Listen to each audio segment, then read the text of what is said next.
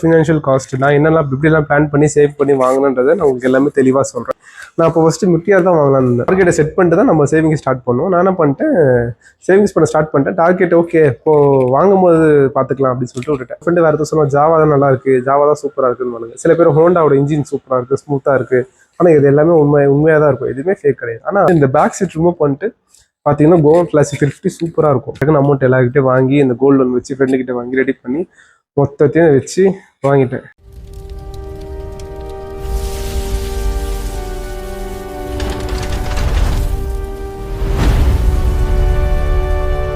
Hi guys, so இந்த வீட்டில் என்ன பார்க்க போகிறோன்னா, நம்ம ட்ரீம் பைக் வந்துட்டு நம்ம எப்படி வாங்கணும், ஸோ நான் என்ன ஃபினான்ஷியலாக என்னென்ன எப்படி பிளான் பண்ணி நான் அதை வாங்கணுன்றதை நான் உங்களுக்கு ஷேர் பண்ணுறேன். ஸோ இது நம்மளோட சப்ஸ்கிரைபர் ஒருத்தர் வந்து கமெண்ட் பண்ணி கேட்டிருந்தாரு. ஸோ நீங்கள் எப்படி ஃபினான்ஷியலாக பிளான் பண்ணி இந்த பைக்கை நீங்கள் வாங்கினீங்க, என்னென்ன சேலஞ்சஸ்லாம் ஃபேஸ் பண்ணியிருப்பீங்க, ஸோ அந்த மாதிரி.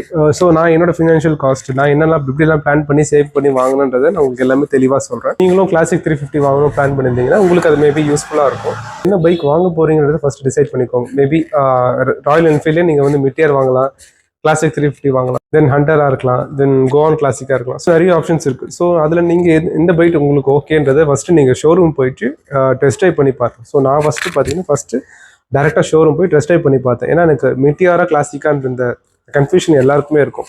இது எது பெட்டராக இருக்குது, நமக்கு எது கம்ஃபர்ட்டாக இருக்குது, நம்மளோட டெய்லி யூஸ்க்கோ இல்லை நீங்கள் லாங் ட்ரிப் போகிறதுக்காக நீங்கள் வாங்கலாம், இல்லை நீங்கள் லோக்கலில் சுற்றுறதுக்காக வாங்கலாம், உங்களுக்கு எது செட் ஆகுன்றதை நீங்கள் யோசிச்சு பிளான் பண்ணி ஃபஸ்ட்டு வாங்குங்க.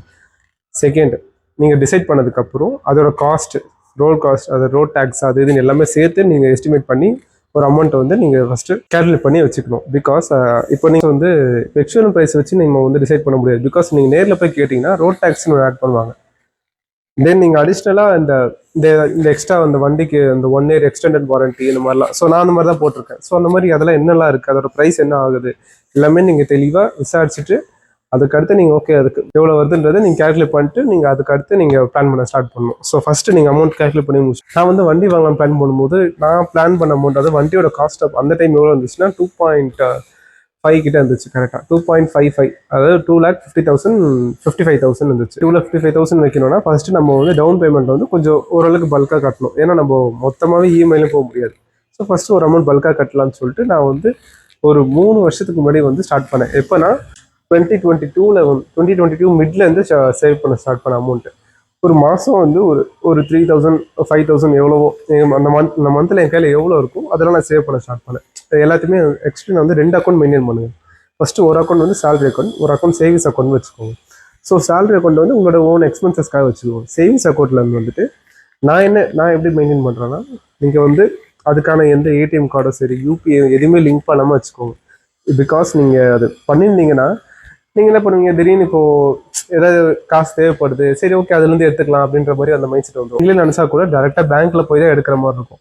ஸோ அப்படி தான் நான் வச்சுருக்கேன். ஏன்னா நம்ம பேங்க்கில் போய் எடுக்கணுமான்ற ஒரு சோம்பேறியே வந்துடும் நம்ம. ஸோ அந்த மாதிரி ஒரு சேவிங்ஸ் அக்கௌண்ட் வச்சுக்கோங்க. தென் நீங்கள் மந்த்லி உங்களால் உங்களோட எக்ஸ்பென்சஸ் ஃபஸ்ட்டு கேல்குலேட் பண்ணிக்கோங்க. ஓகே எனக்கு வந்து இப்போ பெட்ரோலுக்கு இவ்வளோ ஆகுது, தென் என்னோடய வீட்டுக்கு நான் இவ்வளோ கொடுக்குறேன், வீட்டு செலவு இவ்வளோ ஆகுது, இபி கட்டுறேன், அது கட்டுறேன், அந்த மாதிரி என்னென்ன எக்ஸ்பென்சஸ் இருக்கோ, நீங்கள் வைஃபை பே பண்ணுறீங்க, மொபைல் ரீசார்ஜ், தென் நீங்கள் சாப்பிட போகிறது அது இதுன்னு எல்லா எக்ஸ்பென்ஸும் கேல்குலேட் பண்ணிட்டு உங்களால் எவ்வளோ சேவ் பண்ண முடியுன்ற அமௌண்ட்டை ஃபஸ்ட்டு நீங்கள் எதெல்லாம் நீங்கள் மிச்சப்படுத்தி சேர்த்து வைக்க முடியும். உங்களுக்கு ஒரு மாதம் ஒரு செலவு இருக்கும், நெக்ஸ்ட் மந்த் அந்த மாதிரி இருக்காது. இப்போ நீங்கள் என்ன பண்ணுறீங்கன்னா, இப்போ நான் மொபைல் ரீசார்ஜ் பண்ணுறேன், 90 டேஸ்க்கு ரீசார்ஜ் பண்ணுறேன்னா அந்த 1 மந்த்துக்கு தான் அந்த காசு கட்டுவேன். நெக்ஸ்ட் மந்த்துக்கு நீங்கள் அந்த கையில் அந்த காசு இருக்கும், அது தூக்கி அப்படியே சேவ் பண்ணு.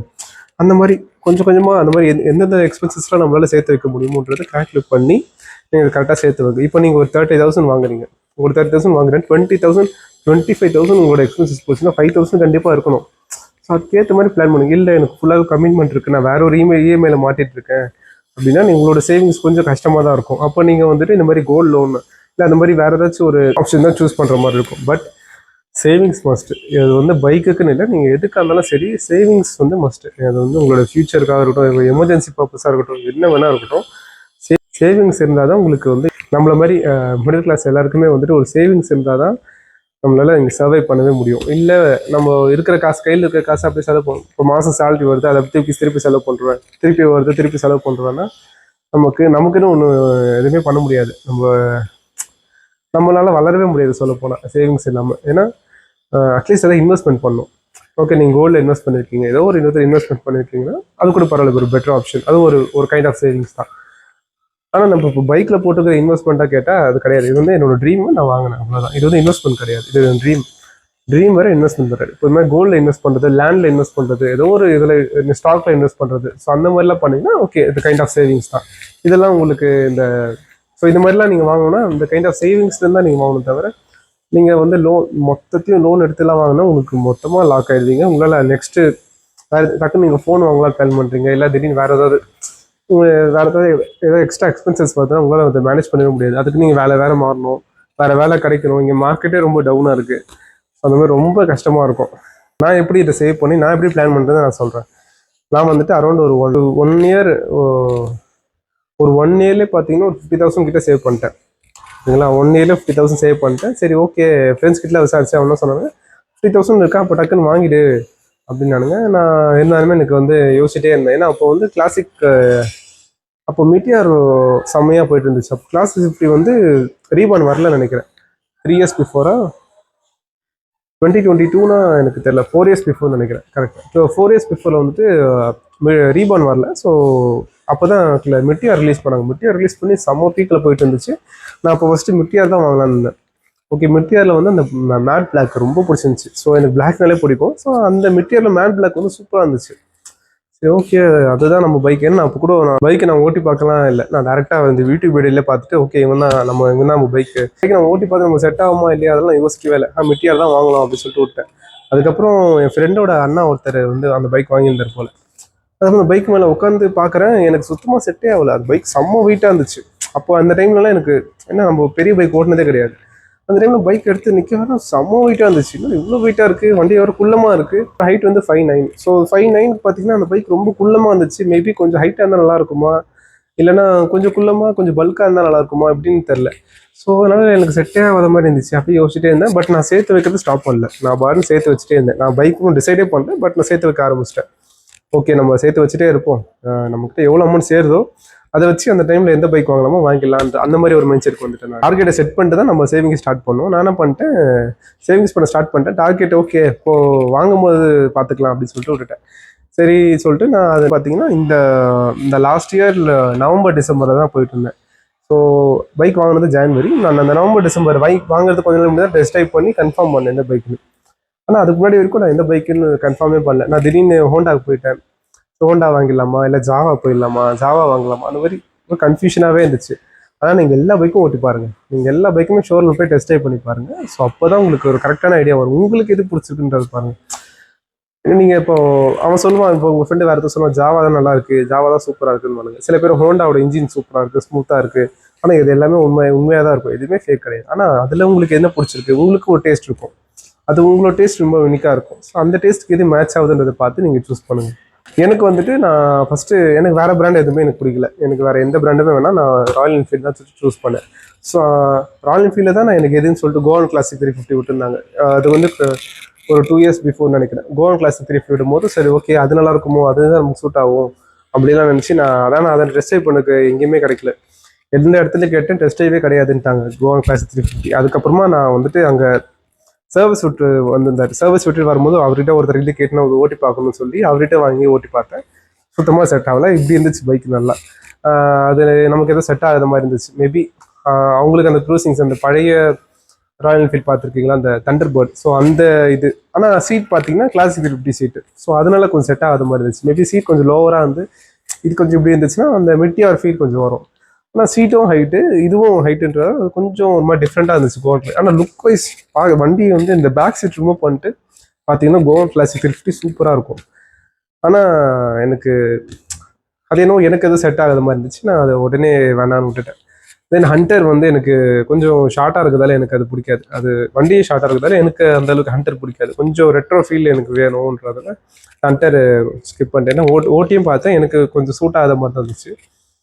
சரி ஓகே வேணான்னு சொல்லிட்டு அதையும் ஸ்கிப் பண்ணிட்டேன். இந்த 3 இயர்ஸில் நான் எவ்வளோ சேவ் பண்ணுறது நான் சொல்லிடுறேன். எனக்கு எப்படிலாம் நான் சேவ் பண்ணுறது சொல்லிடுறேன்.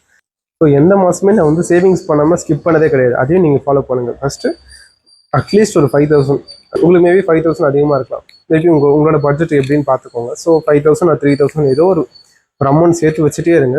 அது 1 இயர்க்கு எவ்வளோ வருது, இப்போ 3,000 12 months சேர்த்து 36,000 தான் வருது. இது நீங்கள் 5,000 சேர்த்து வச்சா அட்லீஸ்ட் உங்களுக்கு ஒரு 60,000 வருது. இல்லை நீங்கள் ஒரு 8,000 கிட்ட ரீச் ஆகிட்டீங்கன்னா 96,000 வருது. ஸோ நான் என்ன பண்ணேன்னா 86,000 நான் என்ன பண்ணேன் 8,000 சேர்த்து வைக்கலாம் ஸ்டார்ட் பண்ணி என்னோட மொத்த எக்ஸ்பென்சஸ் கம்மி பண்ணிட்டேன். இந்த செலவு எதுவுமே நான் வெளியே சாப்பிட்றது அது ஃப்ரெண்ட்ஸ் கூட போய் செலவு பண்ண எல்லாத்தையும் கம்மி பண்ணிட்டேன்.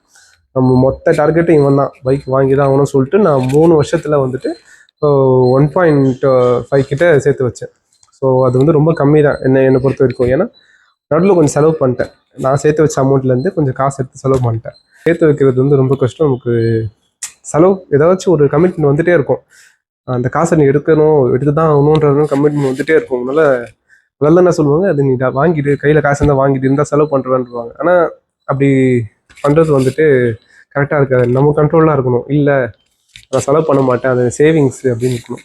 சில பேர் என்ன பண்ணுவாங்க, அந்த மாதிரி இப்போ நீங்கள் ஒரு பல்காக வச்சுருக்கீங்க, ஒரு 1 lakh வச்சுருக்கீங்கன்னா அதை என்ன பண்ணுவாங்க, இந்த மாதிரி எஸ்ஐபியோ இந்த லாங் டைம் எஸ்ஐபியில் போட்டு அதுலேருந்து கொஞ்சம் வர இன்ட்ரெஸ்ட் தான் கொஞ்சம் அதிகமாகும். ஆனால் எனக்கு அதெல்லாம் பயம். நமக்கு அது எப்போ இறங்குன்றது. இப்போ இந்த வாரெலாம் வந்து ஒன்று செம்மையாக இறங்கிடுச்சு.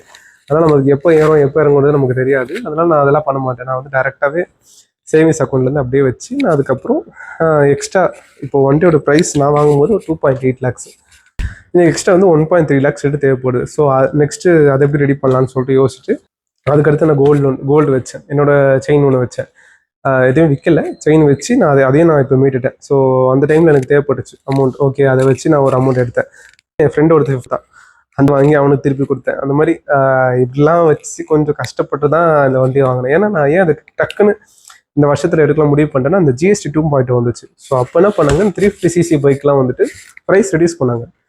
என் ஃப்ரெண்டு ஒருத்தன் வந்து இந்த போன வருஷம் ஏப்ரல் மாதம் வாங்கலாம்னு நினைக்கிறேன். அப்போது பைக்கோட காஸ்ட் பார்த்தீங்கன்னா 3 கிட்ட போயிடுச்சு. 2.95 சம்திங் சொன்னான்.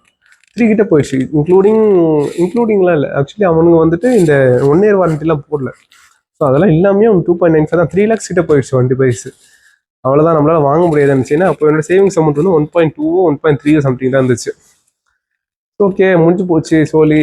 ஏன்னா எனக்கு அடுத்து நான் இன்னும் அமௌண்ட்டை போட்டு எப்போ வாங்கி எப்போ போகிறது அதெல்லாம் சொல்லுவாங்க. சேவிங்ஸ் நீங்கள் ஒரு லாங் டேர்மாக பண்ணிங்கன்னா இப்போ கையில் காசு இருந்துச்சுன்னா கண்டிப்பாக செலவாயிடும்ல, அந்த மாதிரிலாம் இருந்துச்சு. சரி பார்த்தேன், வேலைக்கு ஆகாது. நம்ம கரெக்டாக இந்த GST 2.0 செப்டம்பர் மாதம் போட்டான்னு நினைக்கிறேன். நான் அக்டோபரில் டிசைட் பண்ணிட்டேன் வாங்கி தான் அவனு சொல்லிட்டு நவம்பர்லேயே போய் டெஸ்ட் ட்ரைவ் பண்ணி நவம்பர் டிசம்பர்லேயே ஃபிக்ஸ் பண்ணிட்டேன். இவன் தான் கிளாசிக் 350. இதில் என்ன கலர் பார்த்தேன், ஓகே இவன் தான் வந்து ரொம்ப இந்த பிளாக் கலர் ரொம்ப ரக்கடாக இருந்துச்சு, எனக்கு ரொம்ப பிடிச்சிருந்துச்சு. சரி இவனை தான் ஃபிக்ஸ் பண்ணலான்னு சொல்லிட்டு இவனை ஃபிக்ஸ் பண்ணி டக்குன்னு அமௌண்ட் எல்லாருக்கிட்டே வாங்கி இந்த கோல்டு லோன் வச்சு ஃப்ரெண்டுக்கிட்ட வாங்கி ரெடி பண்ணி மொத்தத்தையும் வச்சு வாங்கிட்டேன். இதுதான் வந்து என்னோட அந்த ட்ரீம் பைக்கோட ஹிஸ்ட்ரி. அந்த சைன் போட்டுட்டு தென் அப்படியே அந்த ஷீட் அப்படியே ஓப்பன் பண்ணும்போது செம்ம ஃபீலு.